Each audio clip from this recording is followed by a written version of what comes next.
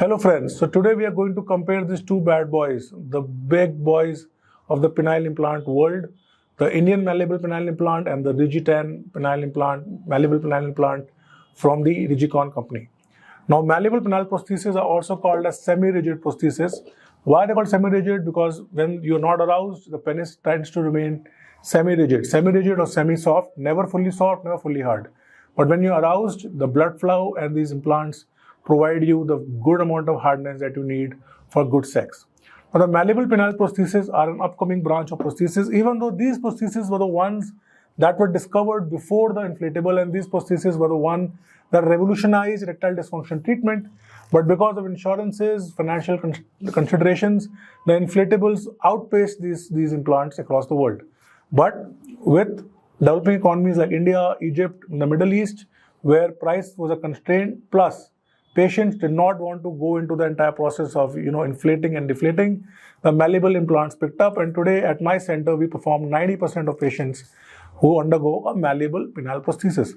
A malleable penile prosthesis has several advantages over the inflatable, like it's easy to use, it is easy to implant, there's no long recovery period, there are no mechanical failures, there are no mechanical pump devices.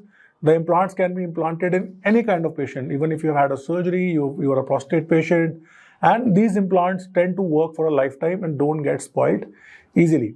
Because of the ease of use, good amount of hardness, and long-term comfort, these implants are slowly picking up. But when the patient has chosen to go for a malleable penile prosthesis, there are two options that we offer our patients, and that's why many patients want to know the difference between the Indian penile implant and the Rigi10. So we are not going to tell you what implant to choose. We are going to make it a very objective comparison between both of these implants. So the Indian implant is made in India. The Rigi10 is made in the US.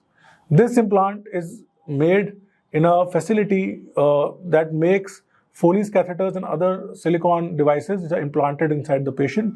So in terms of sterility, both these implants are as good as any implant. So the facility that makes this and the facility that makes this are comparable in terms of safety parameters. Even the silicone that is used in this implant and this implant is exactly the same, but they use a non-curated, non-cured, non-whitened silicone, and this is a whitened silicone. That's why you see the difference in the color. Otherwise, the quality of silicone used in both the implants is the same. Second comes the sizing. Now, the Indian implant comes in 4 sizes, size 9, 11, 13 and 15, but it has a sleeve, this sleeve. So if you remove the sleeve, you can reduce the size by 0.5. So if you look at it, the Indian implant comes in the maximum number of sizes possible. It comes from size 9 to 15 with a gradation of 0.5. That means 9, 9.5, 10, 10.5, 11, 11.5. So you have the maximum sizing possible available with the Indian. The Rigi10 does not come with that many sizes, but still comes with more sizes than other implants. It comes from size 9 to 14 with a gradation of 1. So you have 9, 10, 11, 12, 13, 14. So you have a thicker size 15 in the Indian, which is not available in Rigi10. But size 15 is a rarity. Size 15 is too thick. I think I use size 15 maybe 2 or 3 times in the entire year. But when you have those really thick, long jongs, the 15 size wins over the size 14. Then comes the most important difference between the Indian and the Rigi10.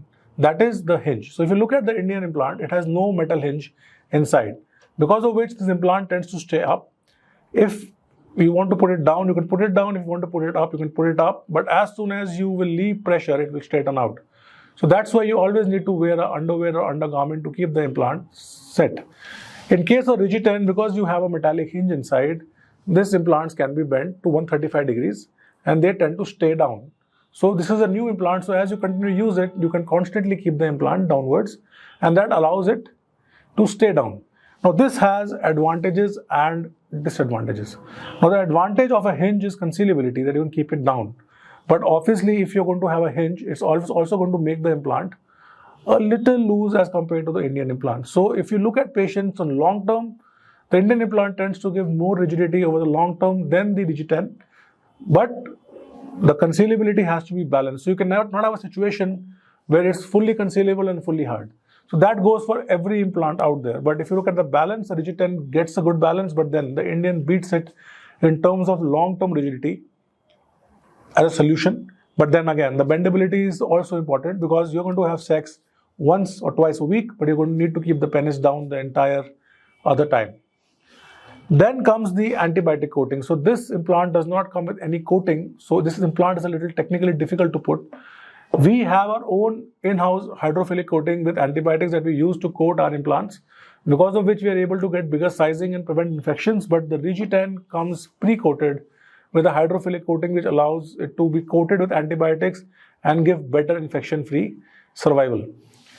The Indian implant does not come with any kind of warranty and is only available in India, so any repair and servicing will require you to be back in this country. The Rigicon comes with a lifetime global warranty, so anywhere in the world that you are, you should be able to get assistance for this implant. In terms of the tips, both the implants tips are soft, so there is usually no glandular pain associated with any of these implants. So sometimes I say that the Rigi10 is the Indian implant which went to the US. So it's basically the Indian implant which went to the US and became Americanized. It got a coating over it, wore better clothes, and got expensive and came back. So if you have two patients who have their implant in, one has an Indian and one has a Rigi10, both of them feel exactly same in terms of size, girth, shape, hardness, and enjoyment. The only difference would be that the Rigi10 guy would be able to tuck it inside his trousers and it stays down, whereas the Indian implant would need to wear a jock to keep it down. So if you're looking for a good malleable implant, then the Rigi10 can be a very good option because you get a good warranty which is available worldwide and with a hinge. But if you're looking for a more affordable option, then the Indian implant is always good. It's always a nice implant to place in. So thank you so much.